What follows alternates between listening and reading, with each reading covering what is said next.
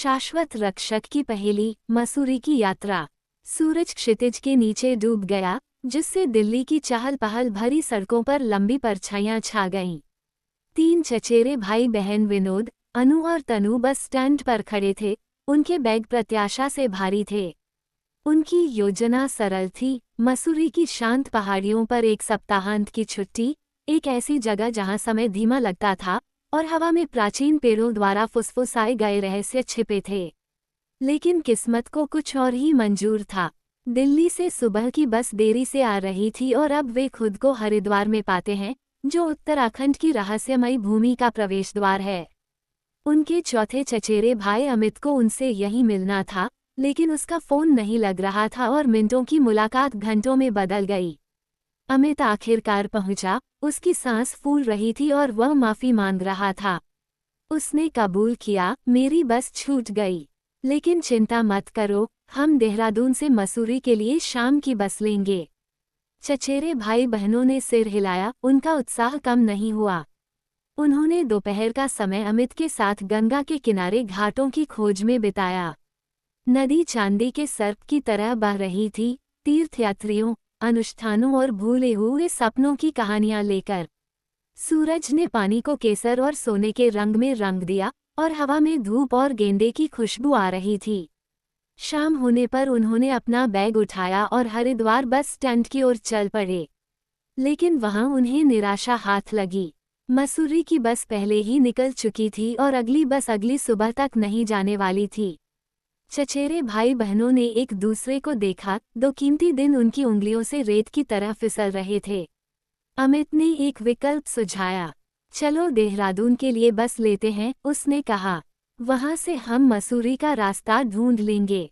और इसलिए वे देहरादून जाने वाली जर्जर बस में सवार हो गए। यात्रा घुमावदार सड़कों, टिमटिमाती स्ट्रीट लाइटों और दूर की छायाओं से भरी हुई थी। रात खिड़कियों से सटकर खड़ी थी और बाहर का जंगल मानो झुककर सुन रहा था।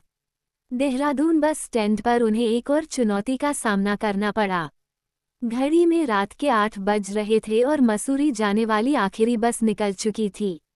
चचेरे भाई बहन एक दूसरे से लिपटे हुए थे, ठंडी हवा में उनकी सांसें साफ दिखाई दे रही थीं। एक बूढ़ा आदमी, जिसके चेहरे पर झुर्रियां थीं, उनके पास आया। मसूरी की तलाश है, उसकी आवाज में फुसफुसाहट थी। हाँ, विनोद ने जवाब दिया। क्या कोई रास्ता है? बूढ़े आदमी की आंखें चमक उठीं। एक रास्ता है, उसने कहा। फुसफुसाते जंगल के बीच से एक शॉर्टकट, लेकिन सावधान, ये कमजोर दिल वालों के लिए नहीं है। दोनों चचेरे भाई बहनों ने एक दूसरे को देखा। तनु कांप उठी, लेकिन अनु की जिज्ञासा डर से ज्यादा भड़की हुई थी। हम इसे ले लेंगे, उसने घोषणा की। बूढ़े आदमी ने जंगल की ओर इशारा किया, पुराने पेड़ों का एक काला जंगल। चांद की रोशनी का पीछा करो, उसने कहा। और सुनो, जंगल में यादें हैं, रहस्य हैं। वे तुम्हें रास्ता दिखाएंगे। वे जंगल में चले गए, उनके जूतों के नीचे जमीन नर्म थी। चांद शाखाओं के बीच से झांक रहा था, मुड़ी हुई जड़ों और काई से ढके पत्थरों को रोशन कर रहा था। हवा में अदृश्य जीव गूंज रहे थे, भूली हुई कहानियों के संरक्षक। जैसे जैसे वे आगे बढ़ते गए, पेड़ उनके करीब आते गए, उनके पत्ते उनके गालों को छूते गए। हवा में फुसफुसाहटें थीं, खोए हुए प्रेमियों की, लड़ी गई लड़ाइयों की, टूटे वादों की। अनु को एक पुराना त्रिशूल मिला जो आधा जमीन में गड़ा हुआ था। विनोद ने एक धनुष उठाया, जिसकी डोरी एक कुंडलित सांप की तरह तनी हुई थी। और फिर उन्होंने सुना दूर से पत्तों की सरसराहट, कदमों की प्रतिध्वनि। कोई या कुछ उनका पीछा कर रहा था।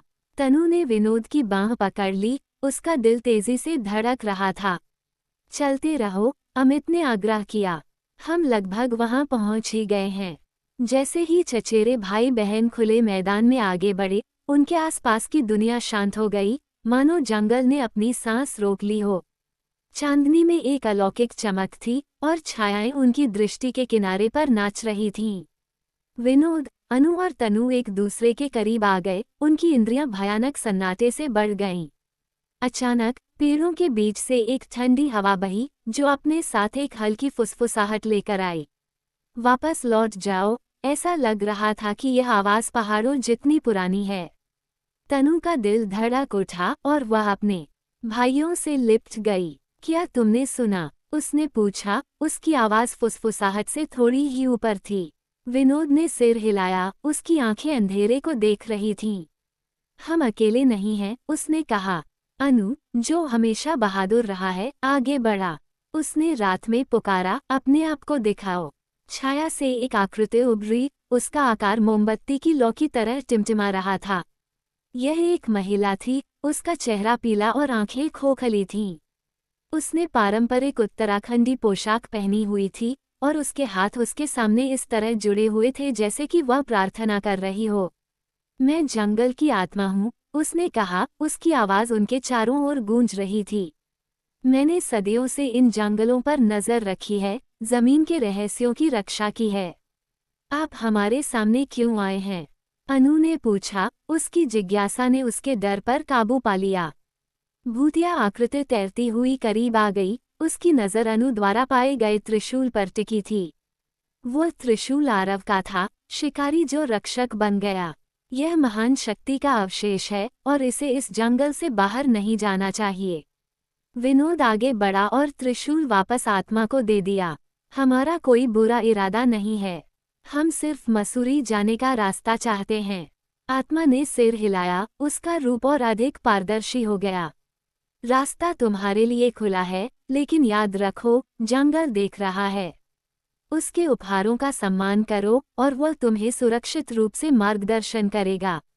इन शब्दों के साथ आत्मा गायब हो गई, पीछे एक चमकती हुई रोशनी का निशान छोड़ गई जो आगे का रास्ता दिखा रही थी। चचेरे भाई बहन उस निशान का अनुसरण करते रहे, मुठभेड़ से उनका मनोबल बढ़ा।